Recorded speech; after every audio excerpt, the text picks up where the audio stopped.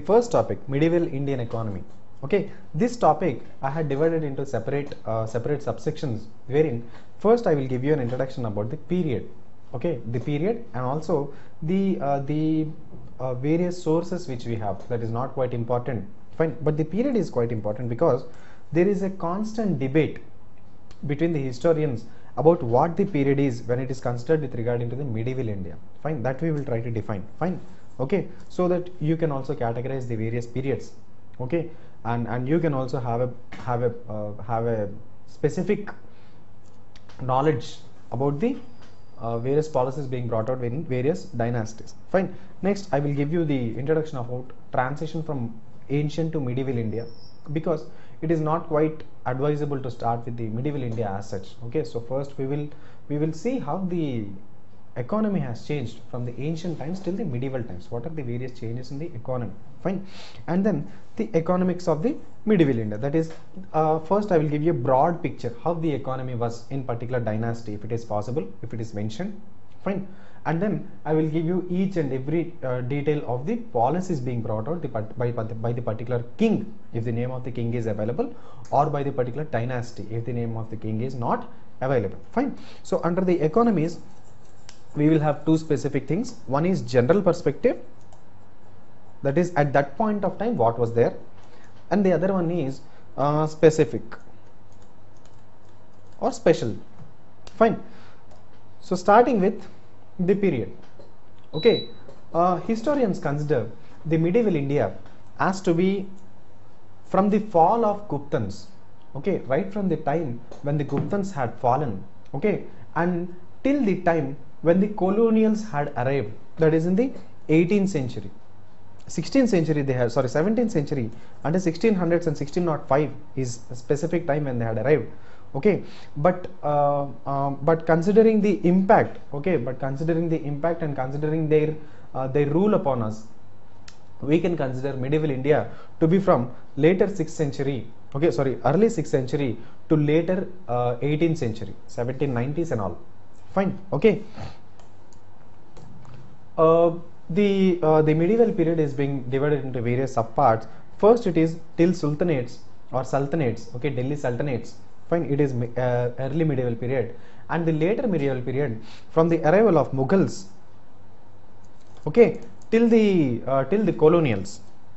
This is not quite important. I'm just giving you an introduction. Fine, to make you familiar with the concept of medieval India. Okay. Now coming to the transition part, what is the changes which are being brought when India has arrived from ancient India till the medieval India? First thing is the practice of land grants, mainly because of the Brahmins. Okay, Brahmins were given tax-free and ruling powers. It is not ruling powers, it is ruling powers. Fine, ruling powers, wherein they were called as agraharas. These were more practiced when coming to the medieval India. Okay, kings had given more number of grants to the land grants to the Brahmins, which are tax free. Okay, they are called as agraharas. Fine, and the royal control was arrived at through the payment of government officials by land grants, that is the zamindars, okay, or the jagirdars. Okay, all these concepts have come, which had played an easy role for the king, because they didn't want the direct control to be established because it is too hectic. Okay, it is too hectic. So what they have done is they have and also paying the salaries, it was too economically impossible. So what they have done is they have given a few land grants to the people, sorry, to the officials, and they have said that the responsibility of the officials is to give the government a particular amount of revenue, and at the same time earn it by themselves. Fine, okay, and there is a distinct evolution of landlordism. That's what I was talking about. In the ancient India, because of the unsettled form of life, landlordism was not much famous. But in the medieval India, landlordism in the form of jamindars and jagirdars, it has grown in manifold. It can be said as in India mainly. In the medieval India, landlordism has grown in manifold. Fine, and the decline of trade that led to the decay of towns, not in the medieval India as such, because in medieval India we can see many towns has emerged, but when compared to the ancient India, yes, obviously the ancient Indian period, if it is compared to the medieval Indian period, we can say that the number of towns has reduced, or at least the development has reduced, and the trade has reduced comparatively.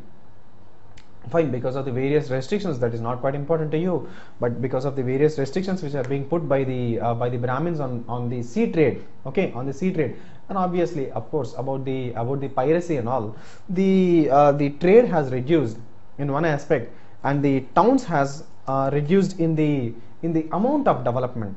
Fine. Next, coming to the sources, there are various sources which are dealing with the economic perspective of medieval India. Fine. One is international or foreign travelers like Huan Sang, okay, Pace. We'll deal about him in, while talking about the Vijayanagara and other kingdoms, okay. And then the numismatics, the coins, okay. Numismatics is nothing but the coins, okay, coins which provide quite a large number of information. Fine.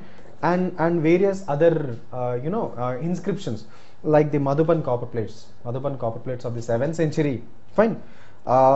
This type of inscriptions has also told us about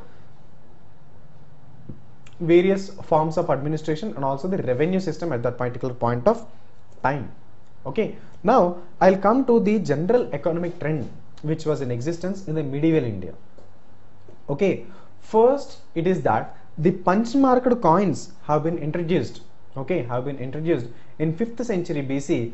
But although the punch marked coins has been introduced in the 5th century BC, but the system of barter system which was in existence in ancient India, that was even in the 5th century BC also, or 6th century BC, it was in practice. Fine. The punch marked coins also, although they were introduced, fine, the barter system was much famous. Fine. Okay. And the first punch marked coins were in silver. That was in the Mahajanapadas. Okay. The first punch marked coins, these are the first punch marked coins are in silver that were there in the Mahajanapadas. Okay. Sorry. Yes. Self-sufficient villages. This is quite an important feature. See, I'm not telling this just for the sake of telling you, but who expects? I mean, who knows? There might be a change in the pattern of asking, saying that which of the following is a characteristic of medieval Indian economy. Fine. One is self-sufficient villages. Most of the needs, mainly because of the Judge money system, most of the needs were being sufficient among the village itself. Whatever they wanted, they produced it there itself. Okay. And imports and exports, they were mainly on the barter system. They were mainly based on the barter system. If I have spices, I will give you. If I have cloth, I will give you. You give me whatever you have. Maybe it is drugs, or maybe it is opium, or maybe it is gold, or maybe it is silver. Fine. Okay. And revenue, coming to the revenue part, most of the portion is from agricultural produce. Although in the 18th century and all, trade has flourished a lot, but even then we were scoring more on agriculture itself. Okay. We weren't having a significant amount of contribution from the artifacts or from the handicrafts, although they are an important part, but they were not exceeding the contribution of agriculture. This is what I was about to say. They were not exceeding the contribution of agriculture. When compared to agriculture, every other sector was less. Every other sector was less when compared to the agriculture. So the medieval Indian economy is mostly driven by agriculture. Fine. And this salary to the craftsman was in the form of share of the produce. Like, say for example, if I am a craftsman and you are a farmer, you are a rich farmer, I provide you with some handicrafts, I provide you with some crafts. Okay. So what you will do is you will give me some harvest. Okay. You will give me some produce from your harvest. Fine. Next, the crops production and agriculture had flourished. Although it is till a certain time, we will deal about what is the time in the later slides. Okay. The agriculture and crop production has flourished, but peasantry has increased, or pauperization has increased. Ante poverty has increased. That's what I mean to say. Poverty has increased. Poverty has increased. Fine. So this is because of the squeezing revenue policies. Okay, the squeezing revenue policies of the kings who were at that point of time. Fine. And then last but not the least, obviously the exports have grown to a large extent. Okay, the exports have grown to a large extent in leaps and bounds, and that is the reason we had attracted the Europeans who later who came as traders, but later who became our kings, right? Who became our kings. Okay, and the land revenue or the revenue system which was there in the medieval India, it was mostly in the way of collecting the produce. Okay, in the way of collecting the produce or cash, that is mainly calculated on the basis of your agricultural produce, that is 1/4 or 1/6 of your agricultural produce. Okay, 1/4 to 1/6 of your agricultural produce was the revenue which you have to pay. But at certain point of time, they had even paid 50%. Okay, like in the case of Tughlaqs, okay, they had even paid 50% of the revenue. Sorry, 50% of their produce. Okay, and Hyun Sang, the Chinese traveler, okay, the Chinese traveler has said that agriculturists have been categorized as Shudras. Agriculturists have been categorized as Shudras. What we mean to say is, agriculture as a source of income has reduced to so low stage that the people who are cultivating, they rather than being the other systems of Varnas, they have come down to Shudras. Okay. Yes. Next, it is another important term. It is actually I'd have made it in italics, but somewhere I missed it. It is Vishti. Vishti, Vishti. By Vishti, I mean to say that it is a kind of forced labor imposed by the rulers. They did not pay the people for the work which I am doing. Okay, they did not pay me for the work which I am doing, but I am asked to pay. I am asked to pay my tributes to the ruler by working in his fields for a particular point of time, without any salary or without getting any agricultural produce. Also, even I won't get any agricultural produce. Fine, that is called as Vishti system. See, in most of the cases, we don't know these terms. Okay, so what happens is, somewhere this term is given in the bit, and you are given 4 options. You are asked to choose one from them. Fine. So in these cases, these kind of words will be quite important to you. Fine. So Vishti is where the ruler makes the laborer to work in his fields or her not her fields, her are not many, but his fields. Okay, without paying salary. Okay, that is how it has become a forced labor. Fine. And then this has brought in a new class of people, that is the landlords, the zamindars, whatever I was saying, because of the land grants which the people used to get. Okay, and because of the power to collect the revenue being given to the people who own that land. Okay, landlords have come up, and in these landlords they can grant permission for people to cultivate. Okay, so landlords have come up. Fine, this is a new class, and this has grown as an influential class. Okay, and then there are 2 types of taxes which are being imposed. Okay, there are being 2 types of taxes which are being imposed by the rulers in general. One, it is regular, and then it is the irregular tax. Irregular tax in the sense pilgrimage tax. Okay, which happen in an irregular sense. Okay, or else the taxes which were introduced by the Muslim rulers on Hindus. Okay, the zakat. Okay, all these kinds of things, they come under irregular taxes, and regular taxes are the taxes which are mainly on the agricultural produce. So the regular taxes are either called as bhaga or bhoga. The regular taxes are either called as bhaga or bhoga, which are mainly on the agricultural produce. They are mainly based on the agricultural produce, which are called as bhaga or bhoga. Fine.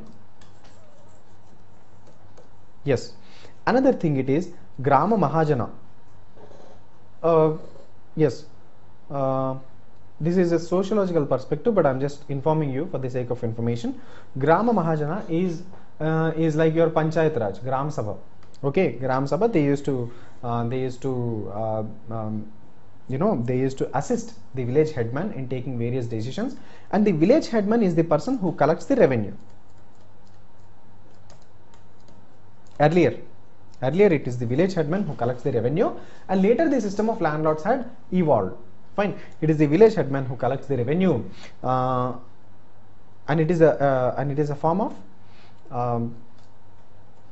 okay, fine, that we'll deal about later, no issues, because if I tell you the term now, then you'll be confused again. Fine, the village headman collects the revenue and he pays it to the government. Fine, and this was later took over by Desa Grama Kutas. That is not important, but what is important is, in the early medieval times, the village headman was the person who is responsible to the government in order to collect the revenues. Revenue collection was under the village headman. Collection. Fine. Now we'll jump on to the first important kingdom, that is the Cholas. Okay, the Cholas are considered as the earliest in the southern India, and the founder is Vijayalaya. This is not important. Okay, I've just given you for the sake of information. Don't expect me to do the same in the later kingdoms, okay, or the later dynasties. Fine. Okay, and they had ruled over the parts of Tamil Nadu, over the Tamil Nadu, Andhra Pradesh, and the parts of Karnataka like Coorg and northern Ceylon. The source which we have from which I have in Cholas, an important source, it is Uttaramerur's inscriptions. Uttaramerur inscriptions, and they say that the village was autonomous. It was having self-reliance. Okay, it was self-sufficient or self-reliant. Okay, self-sufficient or self-reliant. Fine. And the terms which are quite important during the time of Cholas, it is Veli. Veli, which means 1.5 acre of a land. That is during the times of Cholas, land was measured in the terms of Veli. Now the unit of measurement of land is hectares, right? And at the times of Cholas it was Veli. Okay, at the times of Cholas it was Veli. Fine. And another term which is used here is Ur. Ur is a term which is used for ordinary village. Okay, Ur is something which is related to ordinary village. That is, this ordinary village has every member of the village, that is the Shudras even. Okay, and then they have Brahmadayas, that is those of Agraharas. Agrahara land is called as Brahmadayas, and the organization of that Agraharas is called as Mahasabha. Fine. What is important to you here is Ur, Brahmadaya and Veli. Mahasabha, obviously you might be knowing that Maha, which is for superiors. Okay, so Veli is 1.5 acres of land as of now. This is the unit of measurement of land in the times of Cholas. Okay, Ur in the sense ordinary village gathering. Okay, and Brahmadayas is a land which is granted to the is the land which accommodates. Okay, is the land which accommodates the upper class people, mainly the Brahmins. Okay, fine. Next, it has 3 tiers. That means Chola society was mainly 3 tiers. The top, it was this Samayam or Samayam. Okay, Samayam or Samayam. It was mainly consisting of the rulers, fine, the priests and the nobles. Okay, next it is the Nagaram. Nagaram, it can be it is similar to the term which is there nowadays. Nagaram, generally we refer it to the town or city. There it was town. Okay, Samayam, mainly it is the urban area. Okay, it is the urban area. It is synonymous to both rich people and the urban people. Okay, it is synonymous to both rich people and the urban people. And the Nagaram, they used to act as a redistribution center between the Samayam and the local level lands. Okay, that is the villages, Ur. Okay, I'll repeat it once again. Rather, I'll repeat it. Okay, fine. Okay, yep. The Chola kingdom has 3 tiers of existence or settlements. One, it is the local level, that is at the local level it is the village, that is called as Ur. Fine. And then it is Nagaram. Nagaram, which acts as a redistribution center between the Samayam, that is the urban area, and the Ur. Fine. Okay, it acts as a redistribution center between Samayam and Ur. Fine. So Samayam produces all kinds of handicrafts.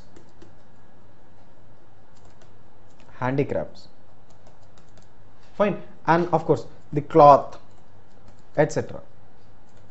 And the Ur gives the Samayam with the raw material whatever is needed. Fine. So this is how the trade will happen in the trade used to happen in the Cholas period. Fine.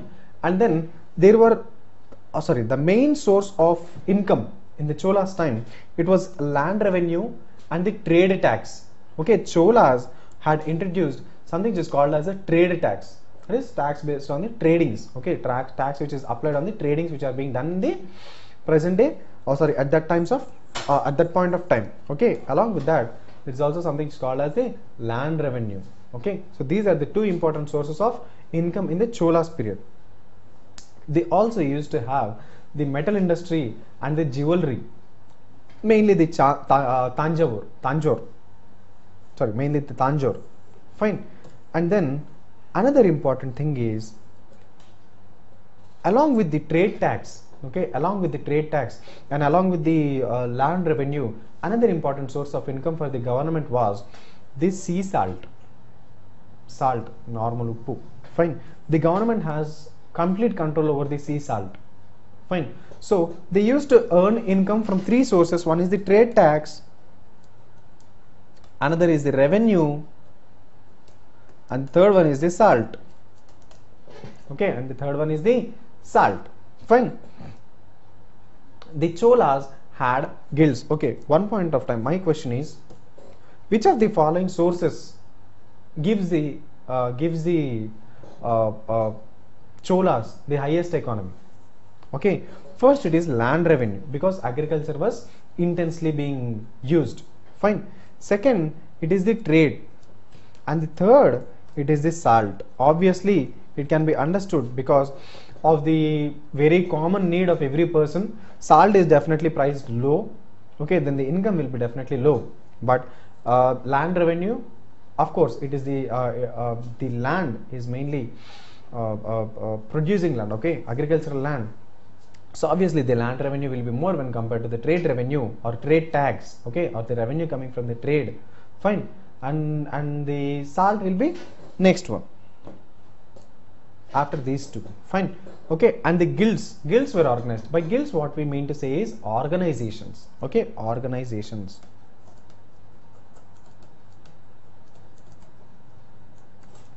Associations or organizations. Okay, these are mainly by the merchants, artisans, okay, and various other kinds of people. Okay, guilds are not are in existence even till from the times of ancient Indias. The Telis, the Choras, okay, all these things are called as, all these are guilds. Okay, and here guilds have grown more powerful when compared to the ancient times guilds. As a matter of fact, the guilds were also organized hierarchically. Nana Desis are people who visited different parts of the country. Okay, and Nana Desa, it came from Nana, in the sense various, Desa. Okay, they used to visit different parts of the countries. Okay, and Nagaram are obviously, as I mentioned you here, Nagaram is the term which I mentioned you, that works for local, yes, that works for local merchant associations. These are mainly based in two areas. One is Mamallapuram and the other one is Kanjipuram. Two Purams had Nagaram. Okay, two Purams had Nagarams. This is how we can remember it. Purams had Nagarams.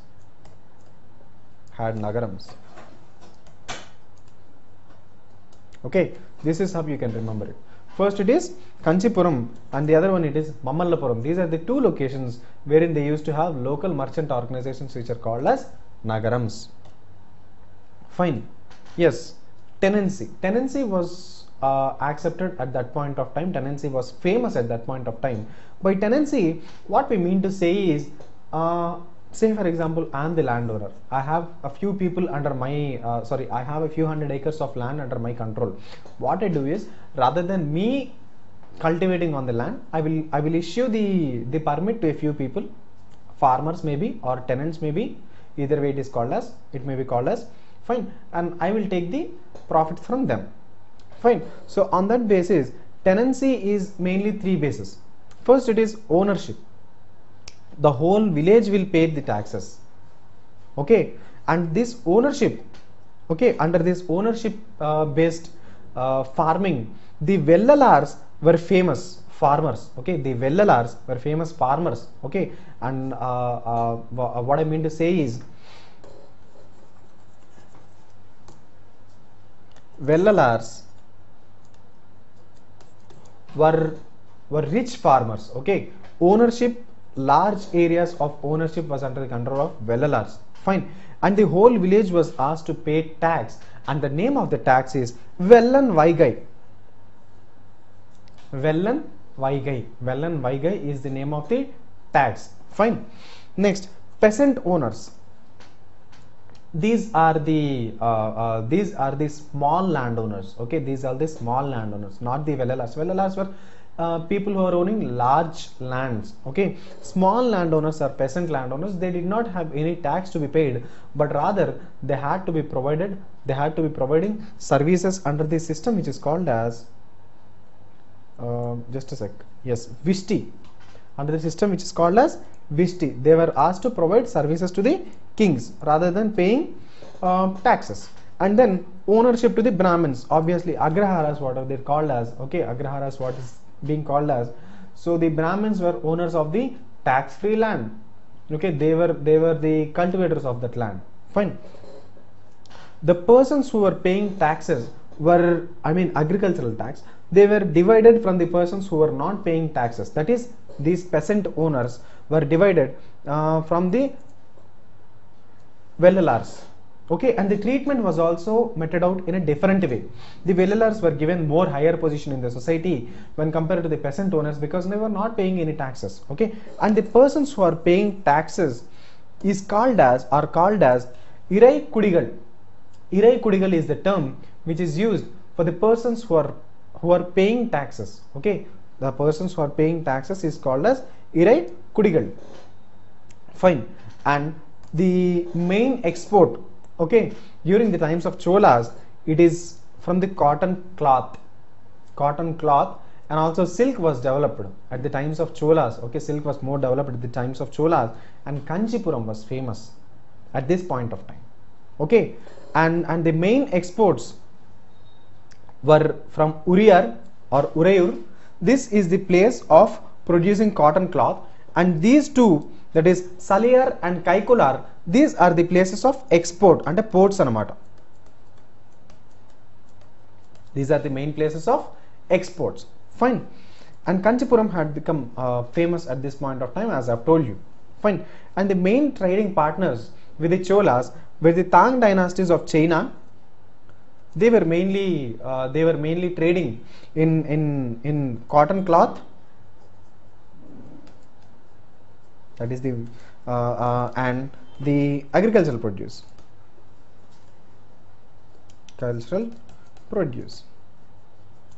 fine.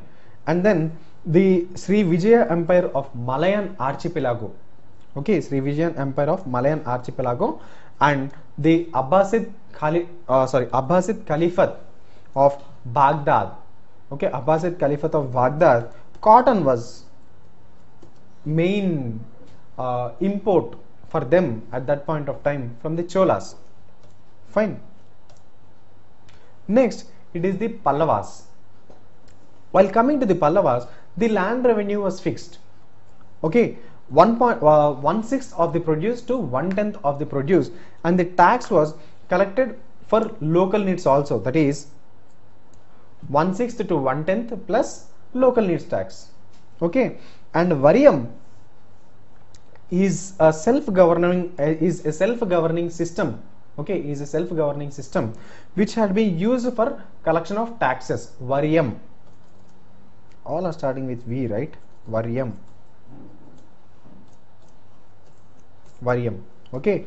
And Brahmins were given a large number of land grants, and it is because of the large number of land grants which are being granted to the Brahmins that obviously they have become the rulers. I mean the pseudo rulers, what we can say is, or the de facto rulers, because of the large amounts of land which they are having in their hold or in their control. Fine. And this led them to create a large number of agraharas or devadanas in the sense that is given to the gods, okay, that was also under the control of the Brahmins or Brahmadeya villages, okay, and Brahmadeya villages mainly for the collection of taxes. Fine. First it is Varyam, which was an autonomous body in the village in order to collect the taxes. Fine. Brahmins were given a large number of land grants that has led to a large number of devadana lands or the agrahara lands. Fine. Or the Brahmadeya lands, okay, okay, and then tax was also collected from other professions, fine, like say for example the handicrafts, okay, or the sculptors. All these people were also asked to pay the taxes, fine, and income from land revenue was very meager for them. This is important. Unlike the Cholas, the income from land revenue was very meager from them, mainly because large number of agraharas, okay, existence of large number of agraharas, and this was mainly tax free, and rulers were also not in favor of asking the Brahmins for taxes, okay. So that is the reason the land revenue was much less when compared to the Cholas. Fine. The main metals which were used at this point of time, okay, it was lead and copper, and bronze alloy was also used as a material in order to make coins in the times of Pallavas. Fine. There is no much discovery of silver and gold coins, but these are mentioned in the inscriptions. This is not important, but if a question arises that which of the following metals are used at the times of Pallavas: lead, copper, gold and silver, it should be all the above. Fine, it should be all the above, okay. Yes, it should be all the above rather than just lead and copper. Fine. And the coins were mostly round and a few were square in shape. In case of Cholas, the coins were mostly round and also square, okay. Yes, the Chola coins had round and square, and they were made of copper mainly.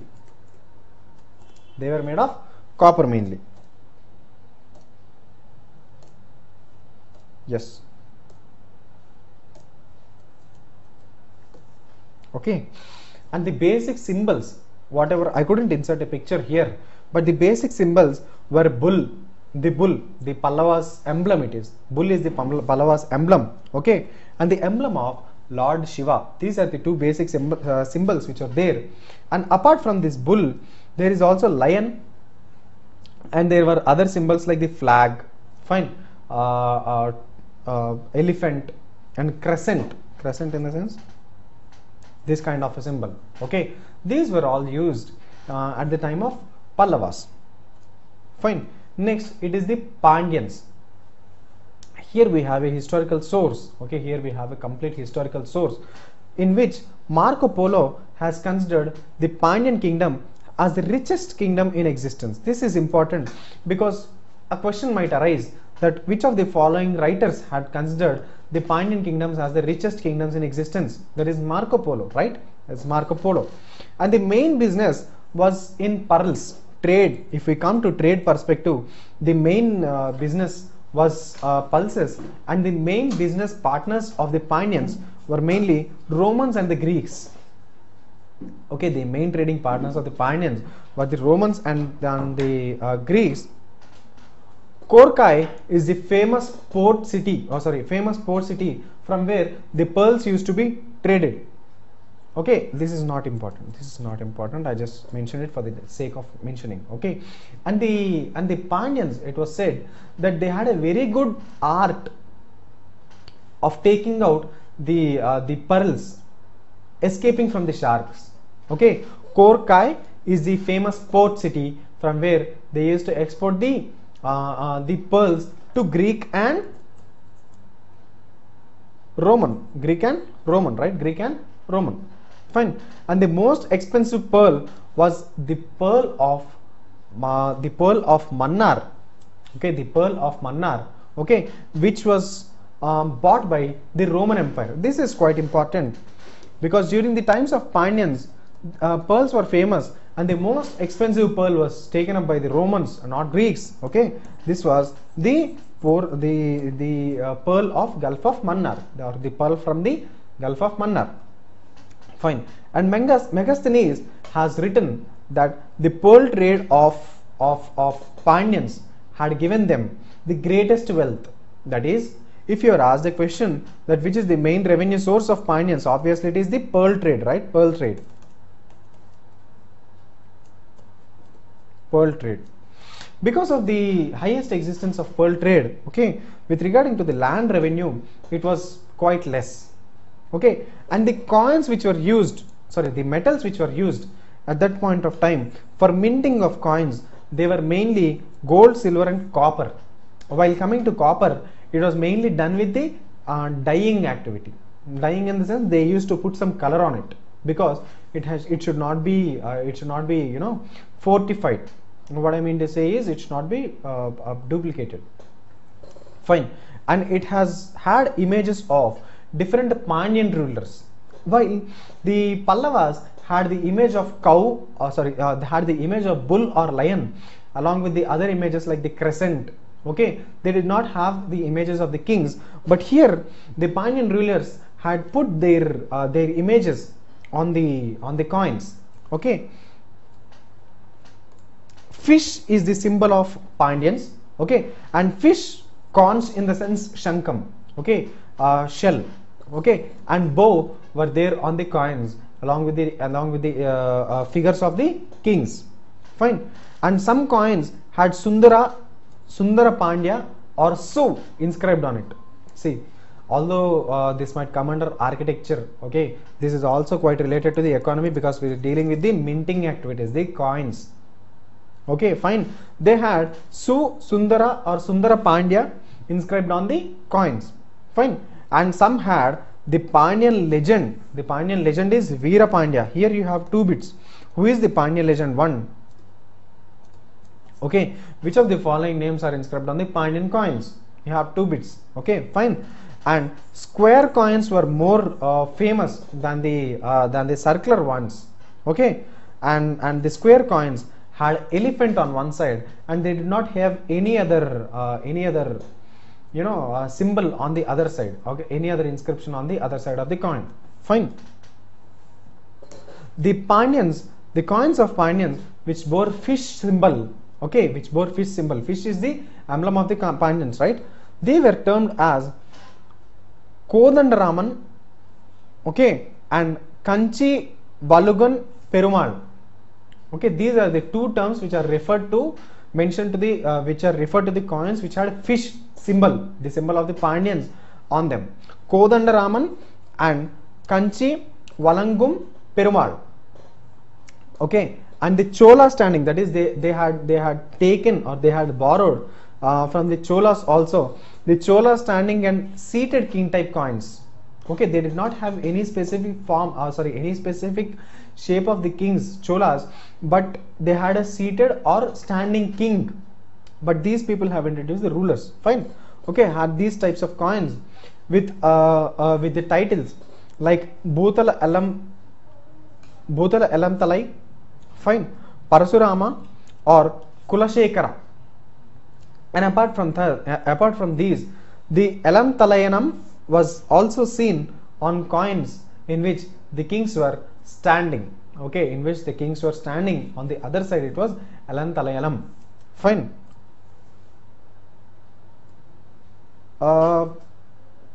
This is not quite important. Okay, But what is important is gold and silver coins had Sanskrit inscription on it. Gold and silver coins, obviously they are rich people's coins. Gold and silver is obviously rich, right? So they had Sanskrit inscriptions on them, and copper has Tamil legends. Okay, copper has the Tamil legends. Fine. Next, the Chalukyas. Well, till now we have dealt about the Pandyans. Okay, various terms which are being used at various points of times. Fine. And the fact that the Pandyans had also introduced the had the figures of kings, various kings, okay, being inscribed on them, and we had dealt with various types of terms which are used at different points of times. Well, friends, in our next class we'll deal about the Chalukyas, because too much in this class will be too much for you. Fine. In the next class we'll deal about the Chalukyas. Thank you.